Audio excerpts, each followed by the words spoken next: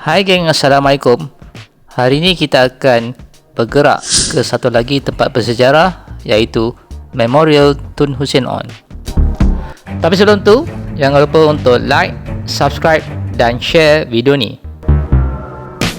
Memorial Tun Hussein On dibina bertujuan untuk menyimpan, memelihara dan mempamerkan maklumat berkaitan dengan Tun Hussein On, negarawan yang banyak berjasa kepada negara.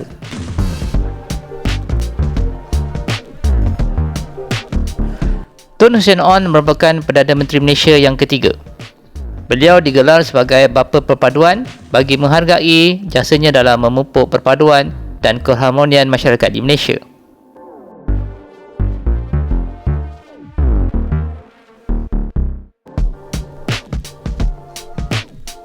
Tun Hussein On ialah anak sulung kepada Dato' Onn Jaafar, pengasas United Malays National Organisation atau lebih dikenali sebagai UMNO.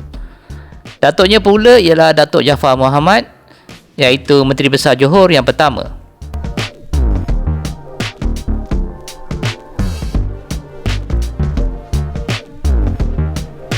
Tun Hussein On mempunyai kerjaya yang berwarna-warni sebelum menjadi Perdana Menteri Malaysia.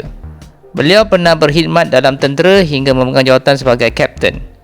Beliau pernah berkhidmat dalam perkhidmatan awam hingga menjadi pegawai daerah. Beliau juga pernah berkhidmat dalam bidang perundangan sebagai seorang peguam.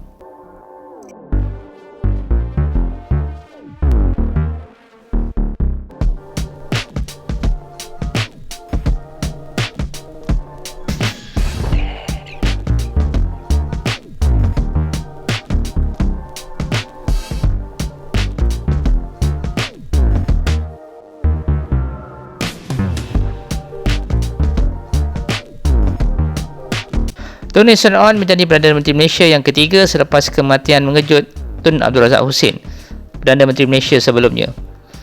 Beliau memegang jawatan Perdana Menteri dari Januari 1976 hingga Julai 1981. Beliau meletakkan jawatan atas faktor kesihatan.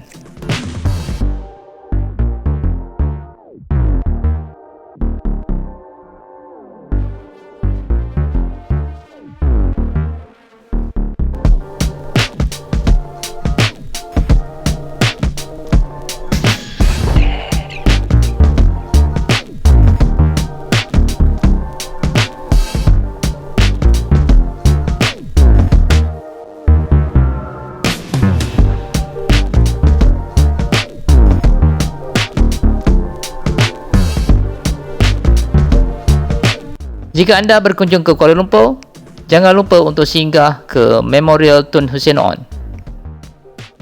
Masuk adalah percuma